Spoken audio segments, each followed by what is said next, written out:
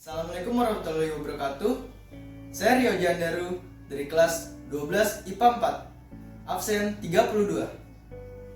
Saya akan menjelaskan pemerintahan Abdurrahman Wahid pada masa reformasi. Selamat menyaksikan. Pada 7 Oktober 1999, Amin Rais dan Lembaga Poros Tengah menyatakan secara resmi Abdurrahman Wahid sebagai calon presiden. Pada 20 Oktober 1999, MPR kembali berkumpul untuk memilih presiden baru. Abdurrahman Wahid kemudian terpilih sebagai presiden Indonesia keempat dengan perolehan 373 suara, mengalahkan lawannya Megawati dengan perolehan 313 suara.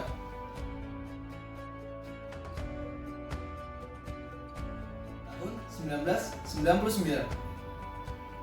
Kabinet pertama Abdurrahman Wahid, Kabinet Persatuan Nasional, adalah kabinet koalisi yang meliputi anggotanya berbagai partai politik, yaitu PDIP, PKB, Golkar, P3, PAN, dan Partai Keadilan. Wahid kemudian mulai melakukan dua reformasi pemerintahan.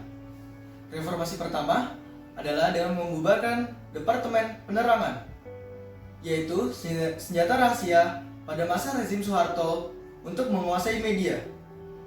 Reformasi kedua adalah dengan membubarkan Departemen Sosial yang korupsi. Tahun 2000. Pada Januari dan Februari tahun 2000, Gus Dur banyak melakukan perjalanan ke luar negeri. Pada perjalanan itu, ia mulai meminta Jenderal Wiranto untuk mengundurkan diri dari jabatannya sebagai Menteri Koordinator Bidang Politik dan Keamanan. Gus Dur melihat Wiranto sebagai halangan dari rencana reformasi militer. Pada Maret tahun 2000, pemerintahan Gus Dur mulai melakukan negosiasi kepada Gerakan Aceh Merdeka atau GAM.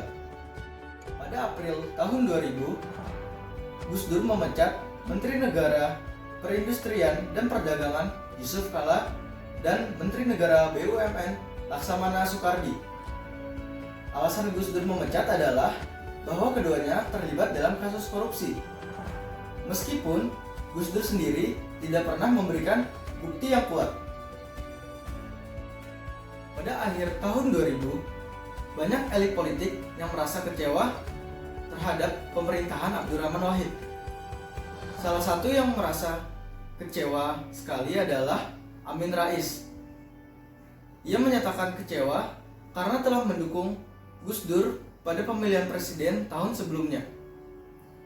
Pada akhir November tahun 2000, sebanyak 151 anggota DPR menandatangani petisi untuk meminta pemakzulan Gus Dur. Tahun 2001 dan akhir kekuasaan. Pada Januari tahun 2001, Gus Dur menetapkan Tahun Baru Imlek sebagai hari libur nasional. Hal ini diikuti dengan pencabutan larangan penggunaan huruf Tionghoa.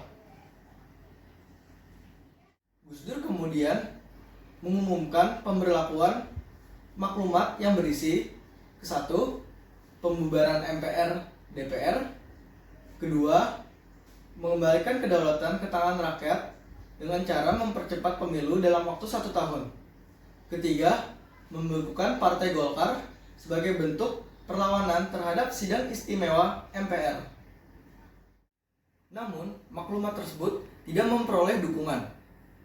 Dan pada 23 Juli tahun 2001, MPR secara resmi memakzulkan Gus Dur dan menggantikannya dengan Megawati Soekarno Putri.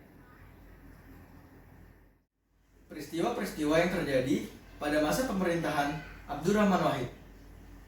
Pertama, banyaknya bermunculan gerakan separatisme di Aceh, Maluku, dan Papua. Kedua, banyak kebijakan Abdurrahman Wahid yang ditentang oleh MPR DPR. Ketiga, penghentian bantuan moneter oleh IMF. Keempat, kekerasan oleh etnis Dayak dan Madura di Kalimantan. Kelima, pemberlakuan hari Imlek untuk etnis Tionghoa, dan masih banyak yang lainnya. Sekian penjelasan saya tentang masa pemerintahan Abdurrahman Wahid pada masa reformasi. Kurang lebihnya mohon maaf. Wassalamualaikum warahmatullahi wabarakatuh.